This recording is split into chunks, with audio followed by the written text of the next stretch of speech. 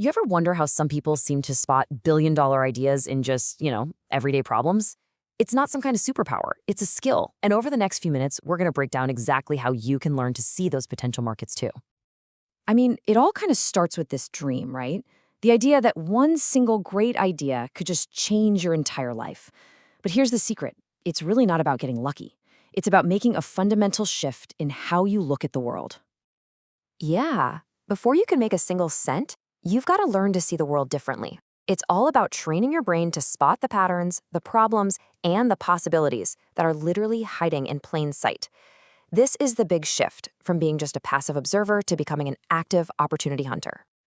And believe it or not, this whole journey follows a pretty simple path.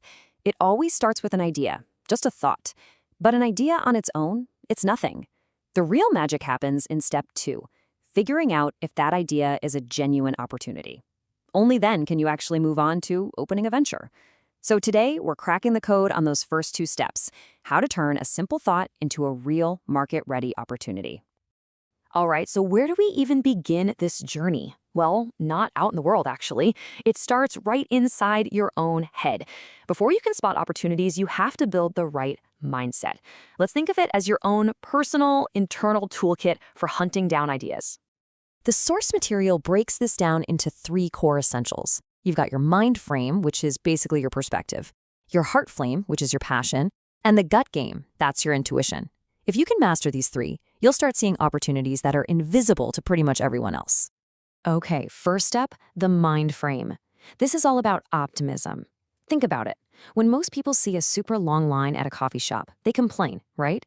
But an entrepreneur with the right mind frame sees that same line and thinks, wow, there's a huge demand here. How could this whole process be faster, more efficient?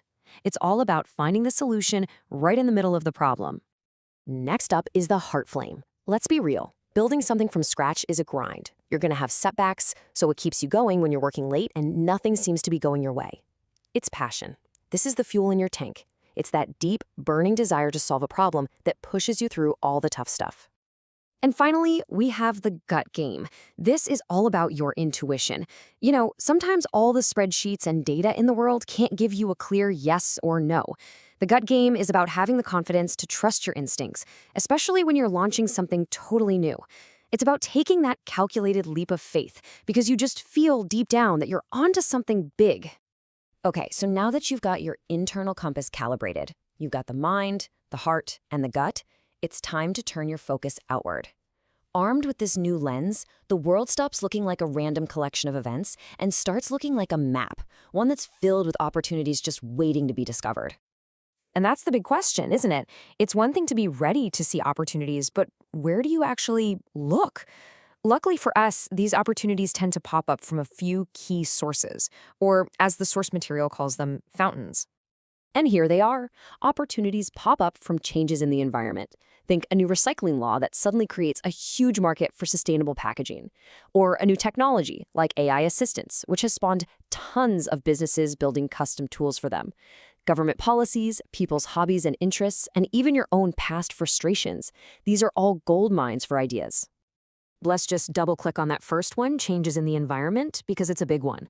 A simple change in the physical climate, like a really hot summer, creates an immediate need for cooling products. The source gives a great example of a halo-hollow business thriving. But it's not just weather.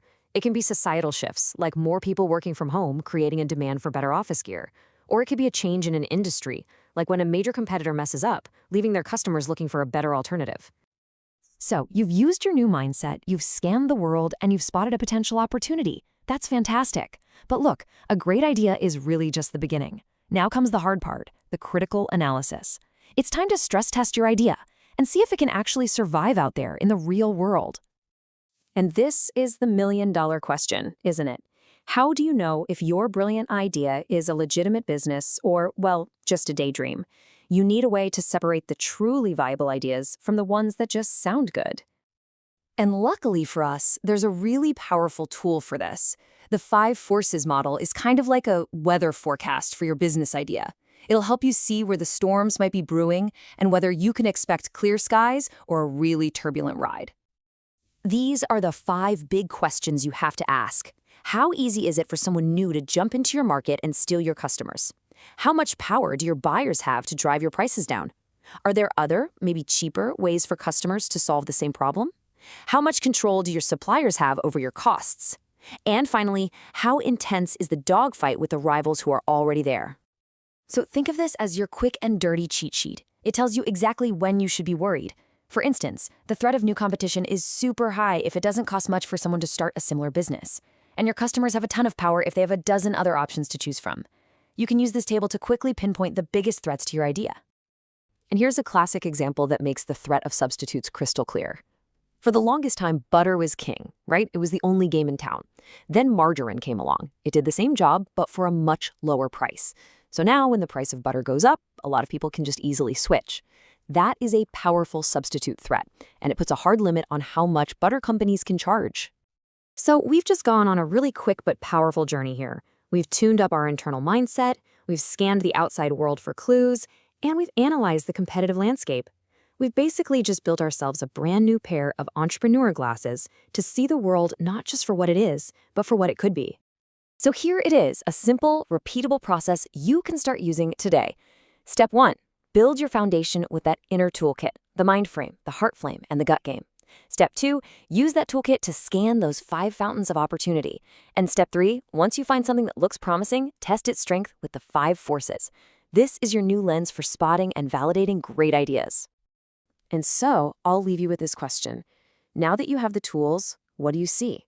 I mean it. Look around you right now, at your desk, in your neighborhood, in the news. With your new entrepreneurial lens on, what problem is just sitting there waiting for you to solve it?